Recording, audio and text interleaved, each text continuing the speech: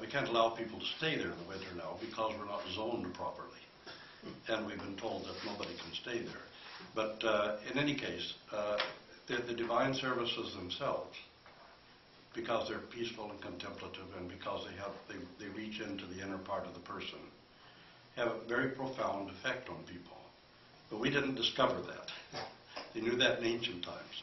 They provided for mentally ill people, provided for them, some societies at least, provided for them a circumstance in which they could have that kind of therapy going on around them. In the villages, of course, in, say, the Balkans or any place else in the villages, we had some mentally ill people. They're just part of the village. The village idiot was just part of the village. He wasn't somebody who was denigrated or looked down on. And you always had a few psychiatric people, but they were part of the village. They were part of the community. And that, of course, was destroyed when the traditional family was destroyed at the beginning of the Industrial Revolution. You know, Dr. Dobson has it all backward. The traditional family hasn't existed since the 1700s. But in any case, that is gone, and it's gone forever. And we have to really look at some radical way of intervening with people. And it's just to be ashamed that we'll spend a lot of money on something that's already being done by other institutions who have enough experience to do it better and more thoroughly than we're already doing it. We need something completely different from it. We need to, once in a while we've had somebody with dreadlocks and month-old clothing on his back who's come into church. Our new deacon Philip had picked up somebody one time who was a street person that he saw regularly and asked him if he wouldn't like to come along with him. And he came to church 2 or 3 times. But the fact that he was received and sat at the table with everybody else as one of everybody else was probably far more valuable than anything else that happened to him. I mean, he stood in the church. I don't know what the service meant to him. He came to the agape and he sat down and people came and talked to him, and he was one of the people who was there, not a unique individual who was there who had special problems. Everybody in that hall had special problems, God knows. Everybody there had something going on inside them that needed something. And they needed that fellowship, all of them. And so did he. That's a part of it. I mean, okay, hand out sandwiches or something, invite them for dinner. Sit down with them and make them just one of the people who's there, not some species or something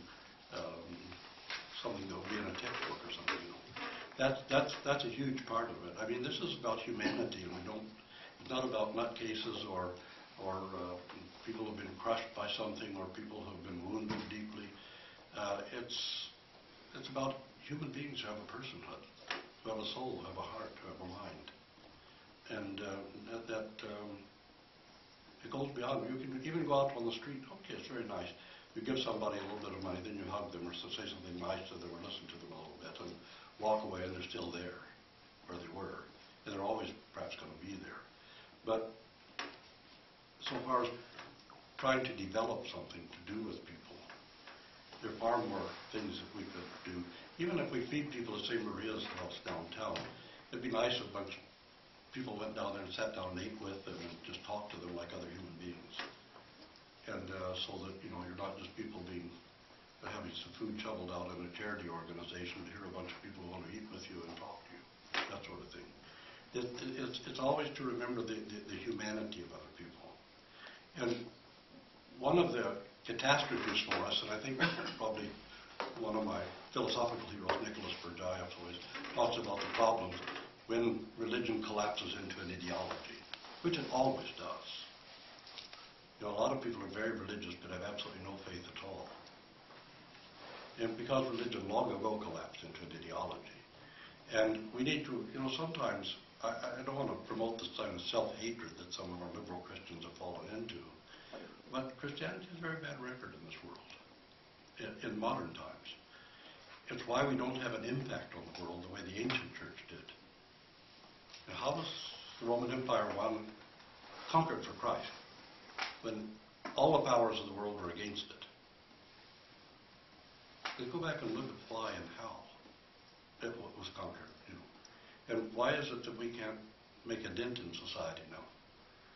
Every time we get a couple of converts in the church, oh wow, we're growing. There are 10 or 15 people who have become atheists in the meantime. And a lot of people come into the church because it's pretty and it's exotic, and there are all kinds of reasons, not necessarily always for the faith either. But at the same time, we have to ask ourselves, what have we done with the gospel itself? So many Christian denominations have become Old Testament Christians, and they have no real connection, living connection with Jesus Christ. They're steeped in law, and they're steeped in scholasticism, intellectualism, philosophy, and all these other things. But you can't recognize Christ there at all, the real Christ. There's nothing of Christ. We always want to find somebody to persecute, somebody to hate, somebody to condemn, some enemy that we can point to and say, give us your money and we'll defend you from them, or something like that. And even this problem of people on the street, it does have a great deal to do with a lack of authentic social justice. And people tend to be afraid of the idea of social justice because, well, it means money or something. And people misunderstand what social justice really is about. But there are people at this university here today who are studying very hard and trying to accomplish something who are going to end up jobless because the methods of production are going to have outstripped them as human beings, and they'll be replaced by some kind of a machine.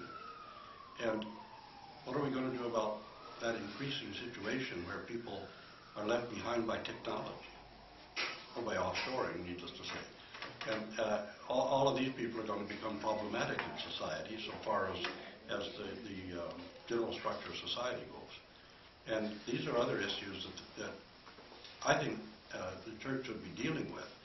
It's heartrending and sickening to see religious groups really lobbying hard with governments to see people stripped of their equality and of equal civil rights, equal human rights, and thinking that this is something that Christ would have done, instead of trying to lobby the government for some kind of real social justice within the framework of the wealth that we actually have in society and culture. And if we,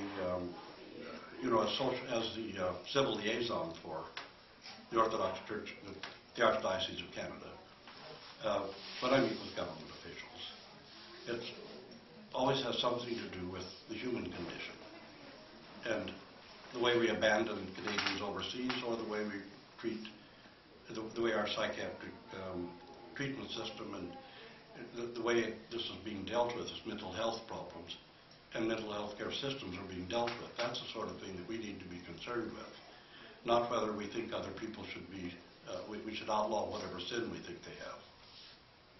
God knows if they outlawed our sins, we'd all have to evaporate, the sins that we commit. And it's so arrogant and so condescending to think that we have to worry about other people's sins like that we have to have legislation to stop people from sinning, when we can't even stop ourselves from sinning. That's what it really says is, I don't have any sins, so I want to stop all these other people from sinning. So I just wanted to kind of discuss a little bit how we look at the human person and realize that we're not dealing with street people, we're dealing with individual personhoods, with individual human beings who have a humanity. And so we answer, well, the problem is street people. Not street people, it's a group of individual human beings with a personhood. That's, I think, it's critical to our salvation as well as to what we're doing for them. It's part of our salvation. And somebody said I was supposed to talk about how to implement the 25th chapter of Matthew's Gospel because I quote it all the time. But let's take a look first of all at what St. John Chrysostom says. There's three seamless parables in that chapter.